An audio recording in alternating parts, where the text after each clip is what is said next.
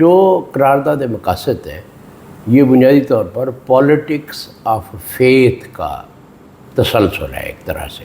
ساورکر کا بڑا مشہور وہ ہے، وہ کہتا تھا کہ ہم ایک نیشن ہیں اور مسلمان ایک کمیونٹی ہے.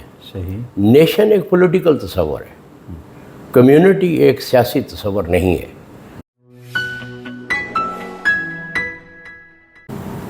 السلام علیکم ناظرین، جی نامہ میں خوش آمدید. میرے ساتھ موجود ہیں محمد دین جوہر صاحب. آج کی یہ نشست کچھ سوالوں کے حوالے سے ہے جو مختلف ویڈیوز پر پوچھے گئے ہیں. تو میرا پہلا سوال یہ ہے کہ آپ یہ سمجھتے ہیں کہ قرارداد مقاصد جو ہے وہ وہابیت یا پولیٹیکل اسلام کا دو قومی نظریے سے پیدا ہونے والے ڈسکورس میں واپسی ہے؟ تو اس حوالے سے آپ کی کیا رائے ہے؟ کیونکہ بہت سارے لوگ سوال ایگزیکٹلی اگر آپ پڑھ دیں جو کسی صاحب نے پوچھا ہے، ان کا یہ سوال ہے کہ قرارداد مقاصد کے حوالے سے آپ کا یہ کہنا کہ یہ سیاسی اسلام یا وہابیت کا دو قومی نظریے سے پیدا ہونے والے ڈسکورس میں واپسی ہے، یہ کیسے ہے؟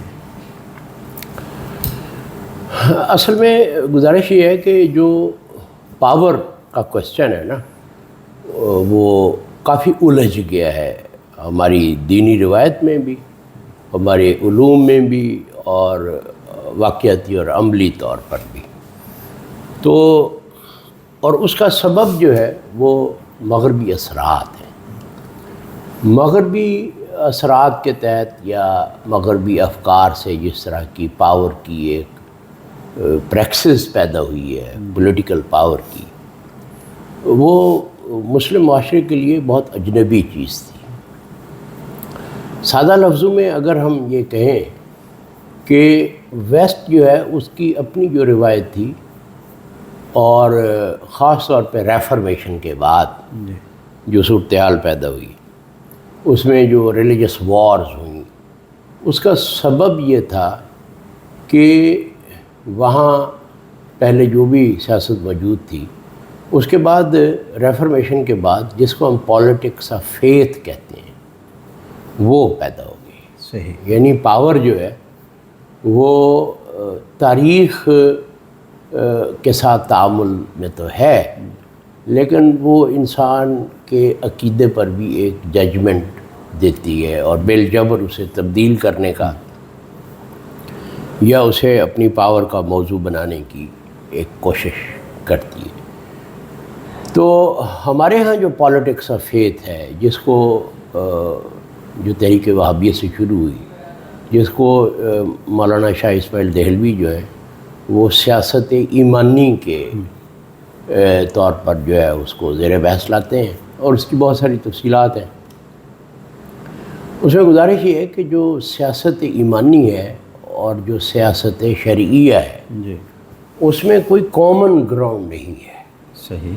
ٹھیک ہے نا؟ یہ بات اس میں جو قرارداد مقاصد ہے یہ بنیادی طور پر پولیٹکس آف فیتھ کا تسلسل ہے ایک طرح سے.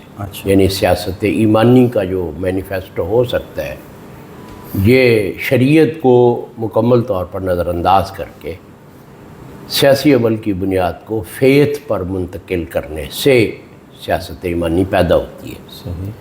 یعنی پہلے میں اپنے مخاطب کا ایمان کے بارے میں کوئی ججمنٹ دیتا ہوں جس کی بنیادی طور پر کوئی گراؤنڈز نہیں ہوتی، کیونکہ یہ مسئلہ جو ہے کہ فیتھ کیا ہے یہ علوم میں رہ کر ہی ڈیسائیڈ ہو سکتا ہے. صحیح. دلیل اور رد دلیل کا مسئلہ ہے، جیسے ہمارے علم کلام میں ہوا. علم کلام میں جیسے ہوا. جو ایمانی مباحث ہیں وہ سیاست کا موضوع نہیں ہے، وہ علم کا موضوع ہے. صحیح.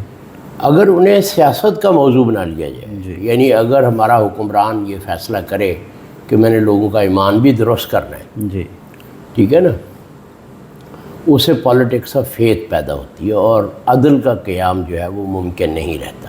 صحیح. ٹھیک ہے نا؟ عدل جو ہے نا وہ ایک عملی قدر ہے.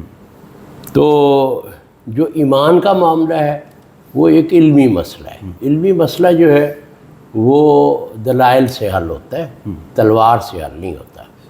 لیکن اس ضمن میں سوال یہ ہے کہ وہ علماء جنہوں نے دو قومی نظریے کی حمایت کی وہی تو تھے جنہوں نے قرارداد مقاصد کی بنیاد رکھی. ہاں، یہ بات درست ہے آپ کی، لیکن انہوں نے جو دو قومی نظریہ ہے نا یہ ریفر کرتا ہے بنیادی طور پر ہمارے برصغیر میں جو ہماری ایک تاریخی تجربہ ہے.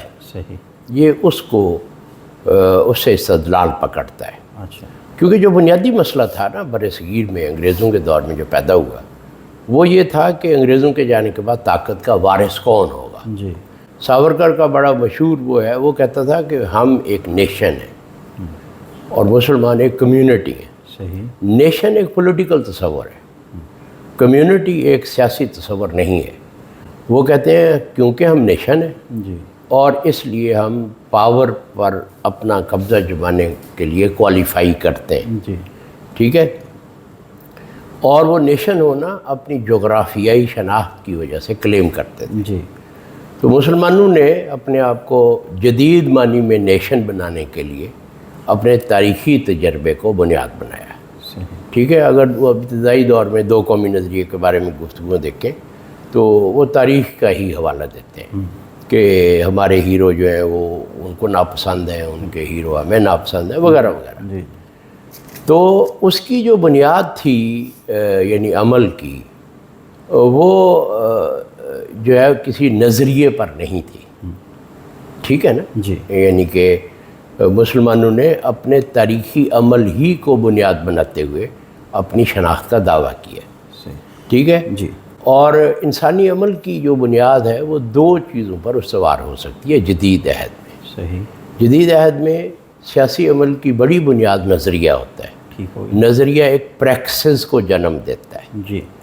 پریکسس میں شامل ہونے والا نظریہ اس کی جسٹیفیکیشن بنتا ہے اور اس کے مقاصد کو متعین کرتا ہے. جی. لیکن اس کی حیت جو ہے اس کو متعین نہیں کرتا وہ. ٹھیک ہے. جی. سیاست شرعیہ کا مطلب یہ ہے کہ مسلمانوں کا سیاسی عمل جو ہے اس میں مسلمان اللہ کے مخاطب کی جگہ پر کھڑا ہوگا. جی. اور اللہ کے حکم کو تاریخ میں دستیاب وسائل سے اس پر عمل کرنے کی یا اس کا کرنے کی کوشش کرے گا. تو جو قرارداد مقاصد ہے نا وہ شریعت کا کوئی ذکر نہیں کرتی. صحیح. ٹھیک ہے نا. وہ بہت ویگ سا ایک ڈاکومنٹ ہے جس میں اصل بنیاد جو ہے وہ عقیدے کو بنایا گیا ہے. عقیدے کی بنیاد پر جو سیاست جنم لے گی جی. وہ جدید نظریاتی سیاست کی طرح ہوگی جو ہمیں یورپ میں نظر آتی ہے یا مارکسین ریولوشن کے بعد ہمیں روس میں نظر آتی ہے. اصل میں ایک بہت بڑا مسئلہ یہ ہے کہ جو پولیٹیکل پاور ہے جدید عہد میں وہ انسان سے منفک ایک آٹونومس سٹرکچر اور نظام کے طور پر قائم ہوئی ہے. جی.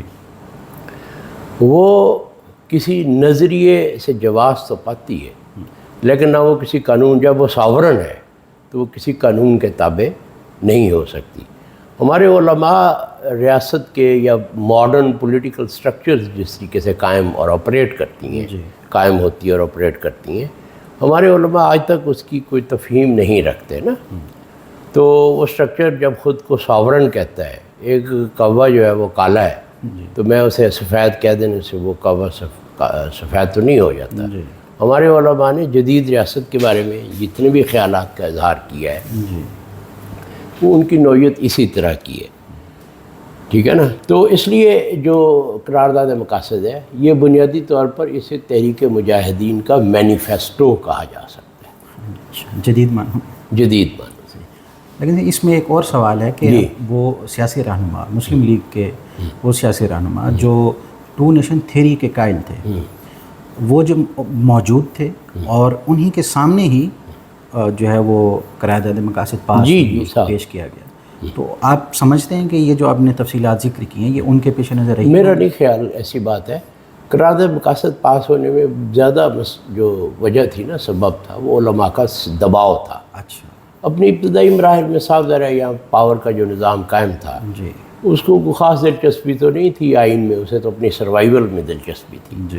تو اس نے سوچا کہ جو مرضی آئین بنا دے، چلانا تو ہم ہی نے ہے. تو آئین کا پھر جو بعد میں ہوا جی اس میں آئین قرارداد مقاصد کیا خود آئین ہی باقی نہیں رہ سکا. جی. دوسرا سوال ایک دوست نے کیا ہے کہ جدید تہذیب نے سرمایہ داری، کنزیومرزم، منتشر خاندانی نظام اور اس جیسے کثیر عوارض پیدا کیے. جی. اگر اسلامی تہذیب بھی جدید تہذیب کی طرح ایک ٹیکنالوجیکل اور سائنٹیفک وہ حاصل کر لیتی ہے سطح، تو کیا وہ ان عوارض سے بچ پائے؟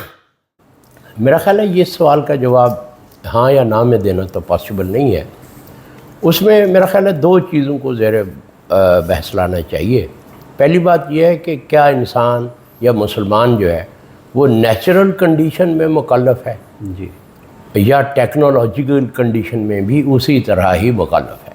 تو اس کا جواب صاف ظاہر ہے یہ ہے کہ جو ہسٹوریکل کنڈیشن بھلے وہ نیچرل ہو جی بھلے ٹیکنالوجیکل ہو وہ مکلف ہے. جی اللہ کے حکم شرعی کا ویسے ہی مخاطب ہے. اس میں سے تاریخ کی کنڈیشن جو ہے وہ منا ہو جاتی ہے. اللہ کے خطاب کا جو ہے کی وجہ سے کوئی تاریخی صورتحال نہیں ہے بلکہ ہر طرح کی تاریخی صورتحال میں مسلمان اس کا یکساں مخاطب ہے. اور جو تاریخی صورتحال ہوتی ہے وہ مسلمان کے عمل پر یقیناً اثر انداز ہوتی ہے. یعنی انسانوں کے عمل پر اثر انداز ہوتی ہے تو مسلمانوں کے عمل پر بھی اثر انداز ہوتی ہے. جی تو اس میں تو کوئی ایسی. دوسری بات یہ ہے کہ جو ہیومن ایجنسی ہے وہ جس طریقے سے نیچرل کنڈیشن میں بروئے کار لائی جاتی ہے یا باقی رہتی ہے جی تو مشین کی اور سسٹم کی ایمرجنس کے بعد کیا ہیومن ایجنسی جو ہے وہ ویسے ہی بروئے کار لائی جا سکتی ہے؟ اگر ہیومن ایجنسی بروئے کار لائی جا سکتی ہے میرا موقف یہ ہے کہ وہ لائی جا سکتی ہے سیاسی ذرائع سے. اگر ہمارے اہل علم کو بصیرت سے کام لیتے تو جدید عہد میں بھی کیونکہ انسان کوئی گری پڑی مخلوق تو نہیں ہے نا, یہ جو سسٹم کھڑا کیا ہے یہ بھی انسانوں نے ہی کیا ہے. جی تو اگر مسلمان کچھ ذہن رکھتے ہوتے اس کا تجزیہ کرنے میں کامیاب ہو جاتے تو وہ اس میں سے بھی ایک راستہ بنا سکتے تھے. تو میری گزارش یہ ہے کہ اس سسٹم یا ٹیکنالوجیکل سسٹم سے انسان کی ایجنسی پر اثرات تو بہت گہرے مرتب ہوتے ہیں جی لیکن انسان اپنی ایجنسی کو باقی رکھ سکتا ہے. یعنی آپ کی تفصیلات سے ہم ایک ویگ طور پہ کہہ سکتے ہیں کہ اسلامی تہذیب بچ پائے گی. میں یہ نہیں بچ پائے گی. میں یہ سمجھتا ہوں کہ اگر ہم شریعت کو رہنما بنائیں جی ماڈرن ٹیکنالوجیکل کنڈیشن میں تو جو ماڈرن سویلائزیشن نے جس طریقے کے وسائل پیدا کیے ہیں جی وہ جو ہے نا ان پر قابو پایا جا سکتا ہے. صحیح. آپ اپنی ویڈیوز میں اکثر جو ہے وہ امام اور بلکہ اپنی تحریروں میں بھی حضرت امام حنیفہ رحمۃ اللہ علیہ کے قول کا حوالہ دیتے ہیں جی کہ ایمان اور عمل میں غیریت ہے. اس سے آپ کیا مراد لیتے ہیں اور خاص طور پہ جدید عہد میں اس قول کی ایسی کیا معنویت ہے؟ اصل میں نا میرا خیال یہ ہے کہ جو ہے نا علوم سے عمل اخذ کرنا صحیح. یہ بہت ایک مشکل امر ہے. زیادہ سے زیادہ جو انسانی علوم ہوتے ہیں جو لیبارٹری میں پریکٹیکلز نہیں ہوتے جی سائنس کے جی یعنی وہ بھی ایک ایکٹ ہی ہوتا ہے نا اس میں انسان شامل ہوتا ہے. ہوتا ہے بالکل. تو اس طرح کے اعمال تو علم سے اخذ کیے جا سکتے ہیں. صحیح. اگر ہم یہ کہیں کہ علوم سے انسانی عمل کی کوئی تکوین پیدا کی جا سکتی ہے جی تو یہ ممکن نہیں ہوتا. اچھا. ٹھیک ہے نا. یعنی اس کو اگر یوں سمجھا جائے کہ انسان کے پاس کوئی ایسے ذرائع نہیں ہیں کیونکہ عمل میں بہت سارے پہلو شامل ہوتے ہیں. ایک خیر و شر کا پہلو ہے, اسی پھر اخلاقی جہات ہیں, اس کی حسن و قبح کی جہتیں, اس کی روحانی جہتیں. تو ایسا مسلم عمل جو ہے جو ان ساری چیزوں پر یعنی وہ اخلاقی بھی ہو, حسن و قبح کے شرعی معیارات رکھتا ہو, روحانی بھی ہو اور آخرت میں نتیجہ خیز ہو, تو یہ جو عمل ہے یہ ہدایت کی بنیاد پر تو سامنے لایا جا سکتا ہے. اور ہدایت بھی وہ جو بیک وقت کلام کی صورت میں بھی ہو اور عمل کی صورت میں بھی ہو. صحیح. یعنی حضور علیہ الصلوۃ والسلام کا جو عمل مبارک ہے وہ اس میں ہمارے لیے رہنما ہے. اگر ہم اس کو نظر انداز کر دیتے ہیں تو مذہبی متون سے کسی بھی قسم کے عبادتی یا روحانی یا اخلاقی وغیرہ وغیرہ عمل کا جو ہے وہ استنباط کرنا ممکن نہیں ہے. ٹھیک ہے نا. جی. تو اس لیے علوم سے عمل اخذ کرنے کی جو ایک اپروچ ہے یا داعیہ ہے یہ بہت خطرناک ہے. یہ انسان کو ہمیشہ تباہی سے دوچار کرتا ہے. دیکھیں علم کا مسئلہ یہ ہے کہ علم اپنی تفصیل میں جاتے جاتے جو خاص طور پہ معقولات ہیں وہ چونکہ عقل جو ہوتی ہے وہ نہ اقدار کے خلاف ہوتی ہے نہ اس کی حامی ہوتی ہے، وہ تو ایک میکینیکل ایکٹ ہے، جی، وہ اسی طرح کے عمل کو کنڈیشن میں بھی پیدا کر دیتی ہے۔ عقل زیادہ سے زیادہ یہ کرے گی کہ لیبارٹری میں کوئی عمل سامنے لے آئے گی یا کوئی مشین بنا لے گی جو عقلی اصولوں پر یا ریاضی کے اصولوں پر کام کرے گا، جی، وہ بھی تو میکانکی ہوگا نا۔ جی، عقل سے کسی ایکٹ کا یا ہیومن ایکٹ کا امکان جو ہے وہ پیدا نہیں ہوتا، صحیح، ٹھیک ہے۔ اس لیے میں یہ عرض کرتا ہوں کہ جو علم ہے، علم کا مطلب یہ ہے شعور اور عمل کی جو غیریت ہے جی، وہ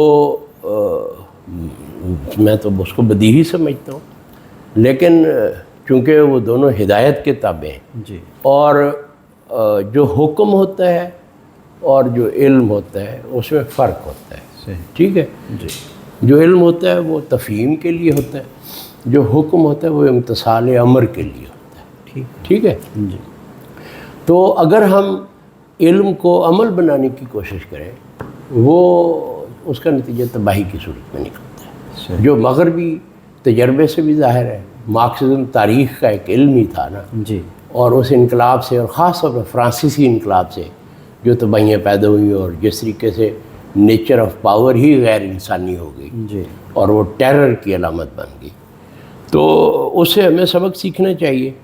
اور اللہ کی سب سے بڑی رحمت یہ ہے کہ اللہ کی رحمت حضور علیہ السلام کے عمل مبارک کی صورت میں، آپ کے اسوہ کی صورت میں، اور اللہ کے احکام کی صورت میں موجود ہے۔ میں یہ سمجھتا ہوں کہ ماڈرن ورلڈ میں پاور ایک ایسی چیز ہے اس دنیا میں جو ہر چیز پر غالب آ گئی ہے، modern power in its modern structural aspects, جی، اور وہ اس حد تک غالب آ گیا کہ اس میں انسان کا انسان رہنا شاید ممکن نہیں رہا، صحیح، بلکہ اب تو اس کے بڑے مباحث ہیں۔ تو اللہ تعالیٰ کی رحمت یہ ہے کہ ہم اس شریعت کی بنیاد پر ایک فرد کی تشکیل بھی کر سکتے ہیں جی، اور ایک معاشرے کی تشکیل بھی ممکن ہو سکتی ہے۔ وہ صرف اس صورت میں ہو سکتی ہے کہ سیاست شرعیہ کے لیے جو ہے وہ شریعت کو رہنما بنایا جائے، حضور علیہ السلام کے اسوہ مبارک کو رہنما بنایا جائے، اور جو علوم ہیں وہ معقولات میں زیر بحث لائے جائیں۔ صحیح۔ اس میں ایک سوال یہ ہے کہ فقہ جو ہے اس کا موضوع ہی عمل انسانی ہوتا ہے، ہاں، اور دوسری طرف جو مجتہد یا فقیہ ہوتا ہے وہ کسی متن یا علم سے ہی تو اخذ کر رہا ہوتا ہے مسئلے کو، مثلاً وہ قرآن سے یا حدیث سے، نہیں تو یہاں ہم ان کو کیسے آپس نہیں، میں میرا نہیں خیال۔ دیکھیں اللہ تعالیٰ کا جو بھی حکم ہے نا، جو بھی اللہ تعالیٰ کے احکام ہیں جی، جو شریعت میں اور ہمارے دین میں وارد ہوئے، جی، وہ حضور علیہ السلام عملاً قائم کر کے دکھا دیے۔ جی، بعد میں ہم نے حضور علیہ السلام کے عمل مبارک میں اور متن میں جو نسبتیں پیدا کی ہیں وہ اصول فقہ اس چیز کا بیان ہے، صحیح، ٹھیک ہے نا، کہ ہم نے متن کی تفہیم کن شرائط پر کرنی ہے تاکہ اس متن کی اس عمل کے ساتھ نسبتیں جو ہیں وہ مضطرب نہ ہوں۔ صحیح، ٹھیک ہے، ٹھیک ہو گیا نا۔ جی، جی، ہم متن سے کوئی عمل اخذ نہیں کرتے، جیسے نماز ہے۔ جی، میں سمجھتا ہوں کہ انسان کے سارے دماغ اکٹھے ہو جائیں، بلکہ آج کل تو چیٹ GPT آ گئی ہے، اس سے پوچھو نا کہ تم نماز جیسا کوئی ایسا روحانی عمل بنا کے دکھائے جی، جو کہ انسان کی پوری وجودی جہتوں کو محیط ہو، جی، تو میرا نہیں خیال کہ انسان اس طرح کا کوئی عمل سامنے لا سکتا ہے۔ مزید دو سوال ہیں۔ ایک سوال یہ ہے کہ مولانا مودودی کی تحریروں کے حوالے سے آپ کی کیا رائے ہے؟ جی، اور دوسرا ایک چھوٹا سا ہی سوال ہے کہ نجیب جان حبیب یونیورسٹی کے ایک پروفیسر ہیں پاکستان میں، تو ان کی ایک کتاب ہے میٹا کولونیل اسٹیٹ، جی، اس کے حوالے سے آپ کا کیا تبصرہ؟ ہاں، وہ ذرا تفصیلی گفتگو کا تقاضا کرتی ہے۔ میٹا کولونیل اسٹیٹ وہ کافی عرصہ پہلے میں نے پڑھی تھی، اس میں کچھ مباحث میں دوبارہ دیکھوں گا، جی، تو پھر میں انشاءاللہ اس پر بھی گفتگو، لیکن اس کا جو مجموعی تھیسز ہے جی، میں اس سے متفق نہیں ہوں۔ ان مصنف میں سمجھتا ہوں، جی، میں سمجھتا ہوں اس میں کافی مسائل ہیں۔ صحیح. یعنی بطور پاکستانی کے میں اس کے موقف کو قبول نہیں کر سکتا. ٹھیک ہے نا. اس پر گفتگو ہوگی تو انشاءاللہ پھر ہم اس پر بات کریں گے. جی. تو جہاں تک مولانا صاحب کا تعلق ہے، مولانا صاحب بہت زیادہ واجب الاحترام ہے. تو صاحب ذرا بہت صاحب کردار اور صاحب تقوی آدمی تھے، لیکن میں سمجھتا ہوں کہ معاشرے اور تاریخ کی ان کی جو فہم تھی اور جس طریقے سے انہوں نے سیاسی پاور کو اور اسلام کو موضوع بنایا، میں سمجھتا ہوں اس سے مسلم معاشروں کا بھلا کوئی نہیں ہوا، بلکہ ہمارے مسائل میں اضافہ ہی ہوا ہے. تو انشاءاللہ ان کی کسی ایک کتاب پر یا کتابوں پر گفتگو جو ہے وہ کسی اگلی نشست میں زیادہ تفصیل سے کرنے کی کوشش کریں گے. ٹھیک ہے. مزید سوال آئیں گے تو انشاءاللہ. جی بہتر، بہت شکریہ ضرور. سر.